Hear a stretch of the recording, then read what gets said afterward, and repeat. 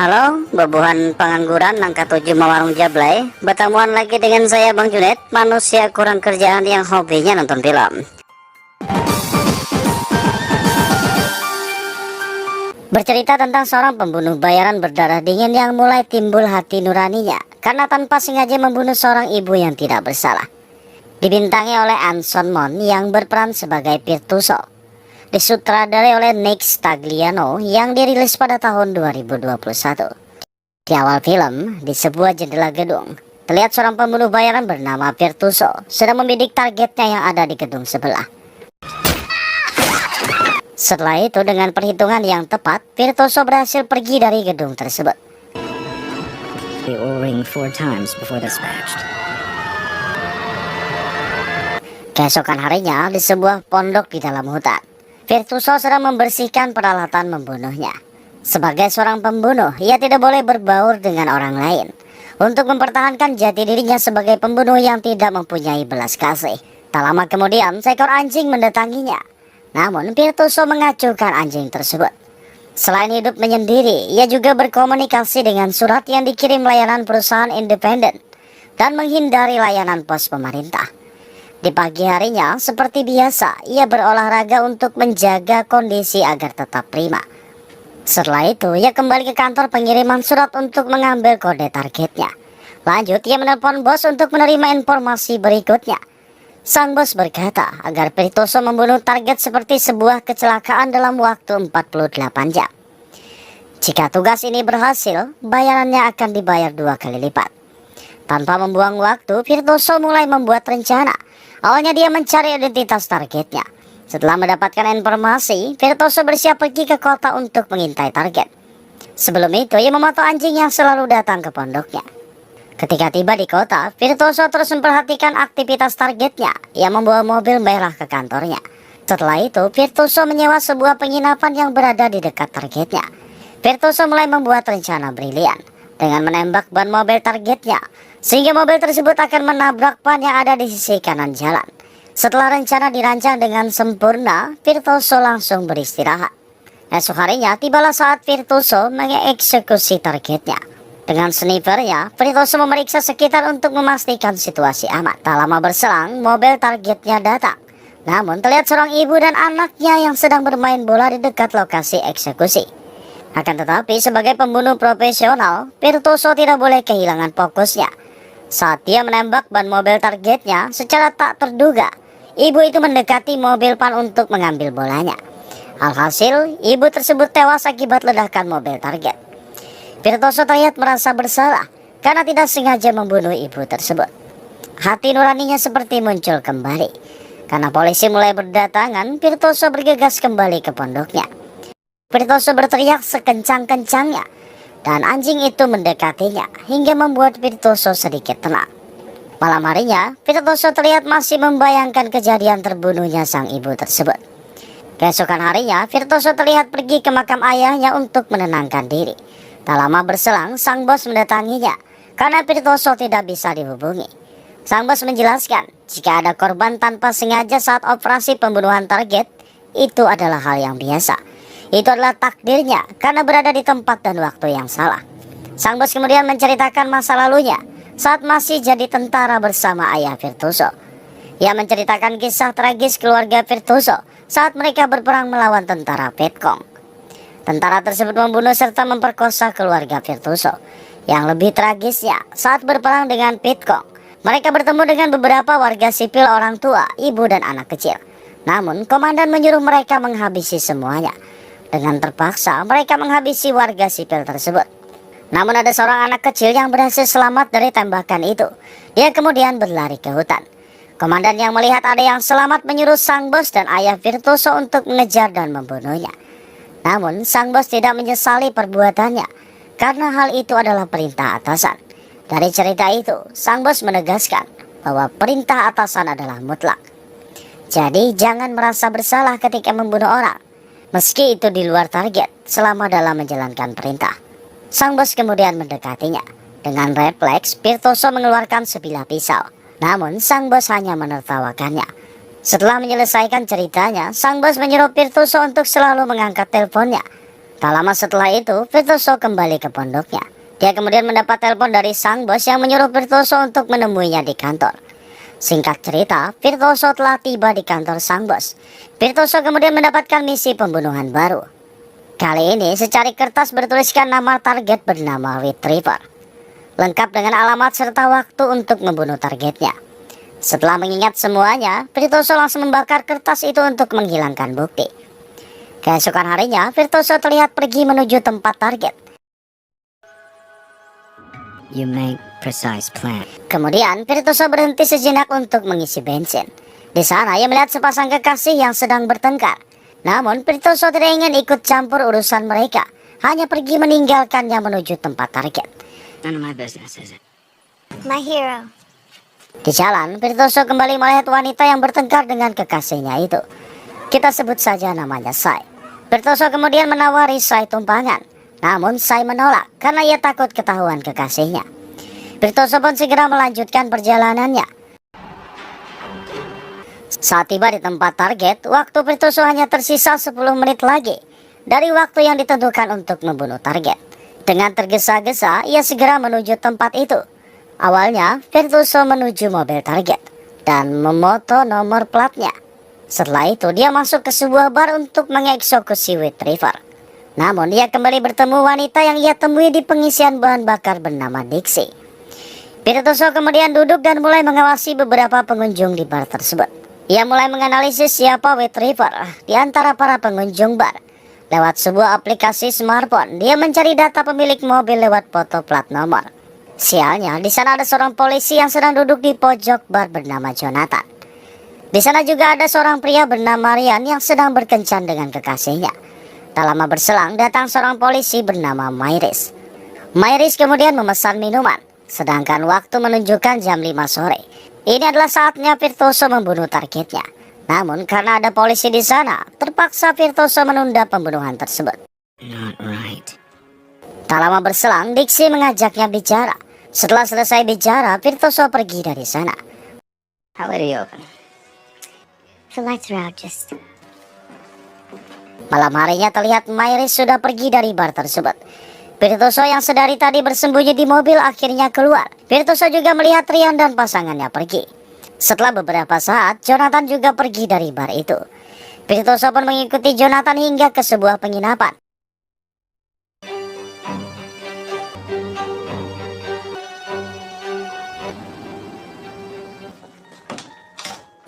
Saat Virtuoso mengambil air untuk minum, tiba-tiba penjaga penginapan itu datang. Hingga akhirnya, Virtuoso menyewa kamar di penginapan itu. Both sides. Is Just some old guy. in the room at the... Saat penjaga pergi untuk mengambil air minum, Virtuoso mengambil kunci cadangan kamar Jonathan dan bergegas pergi ke kamarnya. Karena kamarnya bersebelahan dengan Jonathan, ia mencoba menguping suara dari balik tembok. Namun, Virtuoso tidak bisa mendengar apapun. Virtuoso kemudian mengintip dari balik jendela. Ternyata Jonathan sedang pergi dari kamarnya. Setelah itu dengan kunci cadangan, Virtuoso masuk ke kamar Jonathan. Virtuoso segera memasukkan racun ke dalam minuman Jonathan. Racun yang bisa membuat seseorang mati karena serangan jantung. Namun belum sempat Virtuoso keluar, Jonathan sudah kembali ke kamarnya. Virtuoso yang bersembunyi di balik pintu melihat Jonathan meminum racun tersebut. Akan tetapi sebelum racun bereaksi, Virtuoso malah ketahuan. Virtuoso langsung bertanya apakah Jonathan adalah Retriever. Jonathan mengatakan kalau ia tidak mengetahui Retriever. Saat racun mulai bereaksi, Jonathan tetap tidak mengakui dirinya adalah Retriever.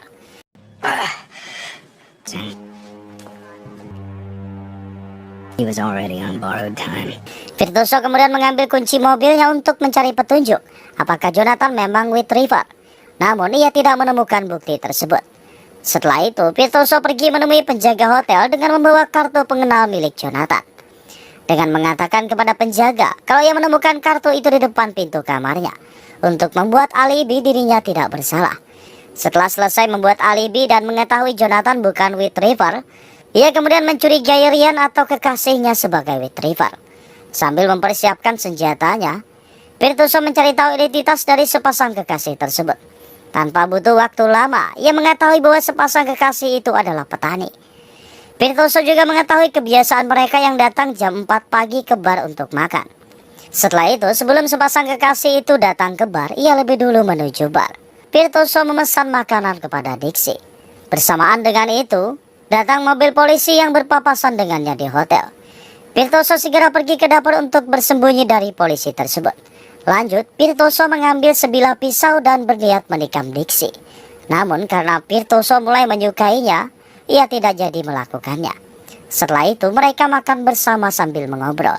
Dalam obrolan itu terlihat Dixie mencoba merayu Virtuoso. Namun Virtuoso yang seorang pembunuh tidak tahu cara mengungkapkan perasaannya. Virtuoso hanya mengalihkan pembicaraan mereka dengan menanyakan apa rencana Dixie ke depannya. Namun Dixie tetap berusaha merayu Virtuoso dengan membicarakan masalah intim. Virtuoso kembali mengalihkan pembicaraan tersebut. Tak lama setelahnya, Virtuoso berpamitan untuk menyelesaikan misinya dengan mengatakan kalau dirinya menginap di hotel satu-satunya di daerah itu. Beberapa saat kemudian, Virtuoso sudah tiba di hotel tempatnya menginap. Tak lama setelahnya Dixie datang. Namun sebagai seorang pembunuh, Virtuoso mulai merasa curiga terhadap Dixie. Dia merasa Dixie adalah seorang pembunuh. Virtuoso langsung menanyakan identitas Retriever. Karena Dixie tidak menjawab, Virtuoso terus menanyakan siapa Dixie sebenarnya. Sedangkan Dixie terus mengelak dari tuduhan Virtuoso. Karena di luar sedang turun salju, Virtuoso akhirnya mempersilahkan Dixie menginap di kamarnya. No funny stuff. Saat waktu menunjukkan hampir jam 1 malam, Virtuoso segera pergi menuju rumah pasangan petani tersebut.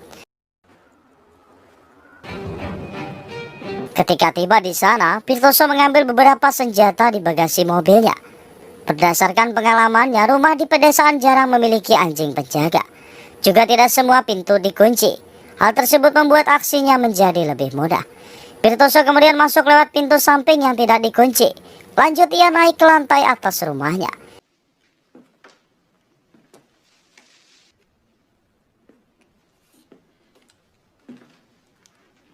Hingga akhirnya menemukan sepasang kekasih itu di sebuah kamar. Sayangnya mereka belum tidur dan melihat Virtuoso, dan terjadi pertempuran sengit antara mereka. Bagi Virtuoso sebagai pembunuh terlatih tidaklah sulit, ia berhasil membunuh Ryan.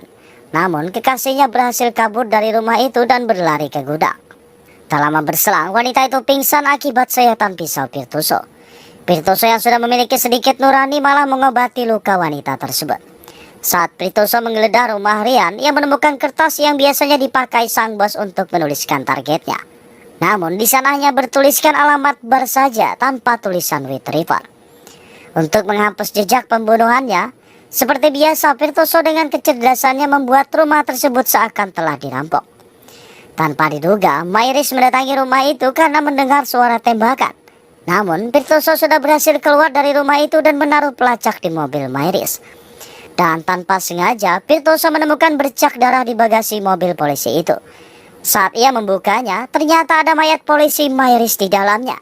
Virtuoso mulai bertanya-tanya, siapa orang yang menyamar sebagai polisi Myris. Di dalam rumah, terlihat polisi gadungan itu sedang memeriksa rumah tersebut. Saat situasi aman, Virtuoso segera berlari ke mobilnya. Namun, ia tidak segera menyalakan mobilnya.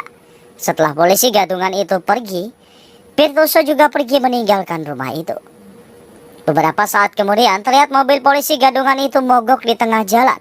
Ia kemudian memanggil Virtuoso yang lewat untuk meminta bantuan. Dengan meminjam ponselnya karena radio miliknya rusak. Namun Virtuoso juga mengatakan kalau sinyal ponselnya juga rusak.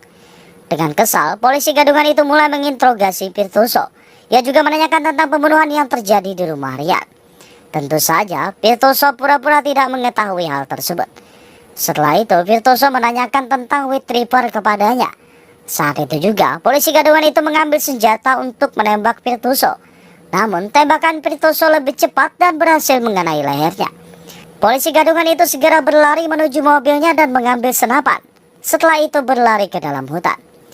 Virtuoso yang merasa orang itu adalah Retriever terus mengejarnya. Mereka berdua adu tembak di hutan tersebut. Polisi gadungan yang terluka itu berusaha menjaga jarak dan terus menembak sambil berlari. Hingga akhirnya polisi gadungan itu tewas di tangan Virtuoso. Setelah polisi gadungan itu terbunuh, Virtuoso segera pergi meninggalkan hutan untuk kembali ke penginapan. Setelah tiba di penginapan, Virtuoso sekilas kembali mengingat traumanya yang tanpa sengaja membunuh seorang ibu. Setelah itu, Virtuoso menghubungi sang bos untuk melaporkan keberhasilannya membunuh Retriever. Ia juga mengatakan telah membunuh beberapa warga sipil. Namun hal itu tidak berarti baginya. Namun ia mengaku kepada sang bos kalau dirinya masih terbayang traumanya saat membunuh sang ibu yang tidak bersalah. Sedangkan di kediaman sang bos, dia terlihat sedang kebingungan memikirkan sesuatu. Sang bos kemudian mengambil senjatanya entah untuk apa. Sedangkan Virtuoso yang sudah masuk ke kamarnya melihat Dixie yang sudah terbangun dari tidurnya. Dan selanjutnya, maaf adegan ini disensor. Setelah itu Dixie pergi ke kamar mandi. Di sana Virtuoso melihat tanda pengenal Dixie yang ada di tasnya. Ternyata nama asli Dixie adalah Rios. Virtuoso kembali mengingat saat mereka bertemu di bar. Mulai dari polisi yang menyamar hingga Dixie yang mengikutinya sampai ke hotel. Ternyata semua orang yang ada di bar adalah pembunuh bayaran. Setelah itu Dixie kembali dengan menodongkan senjata. Dixie mulai membeberkan rencana pembunuhan Virtuoso. Untuk menyamar sebagai pegawai bar, Dixie membunuh beberapa pegawai di bar dan membuang mayatnya di ruang bawah tanah. Kemudian pembunuh Ryan datang dan merayu seorang perempuan. Setelah itu Jonathan juga datang. Mereka berkumpul untuk menunggu kehadiran sang Retriever. Tak lama setelah itu Virtuoso juga datang, disusul dengan kedatangan polisi gadungan. Mereka semua adalah pembunuh bayaran yang tidak mengetahui siapa Retriever. Ternyata setelah semua kejadian tersebut, sang Retriever itu adalah Virtuoso sendiri. Dan yang lebih mengejutkan, orang yang mengirim semua pembunuh bayaran untuk mengincar Virtuoso adalah sang bos sendiri. Virtuoso yang sudah mengetahui semuanya akhirnya membiarkan Dixie untuk membunuhnya. Namun ia berpesan agar Dixie mendatangi pondoknya di tengah hutan. Setelah itu Dixie menembak Virtuoso hingga tewas.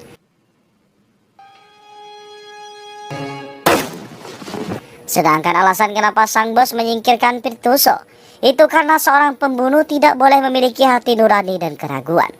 Setelah itu Dixie menelpon sang bos untuk melaporkan keberhasilannya membunuh Retriever. Kemudian Dixie pergi menuju kabin Virtuoso di tengah hutan. Dan ia menemukan seekor anjing yang masih menunggu di sana. Sejak saat itu, Dixie langsung menodongkan senjatanya ke arah anjing tersebut. Namun Dixie tidak sanggup menembaknya. Sejak saat itu, Dixie menggantikan Virtuoso sebagai pembunuh nomor 1. Dan selanjutnya, film pun berakhir.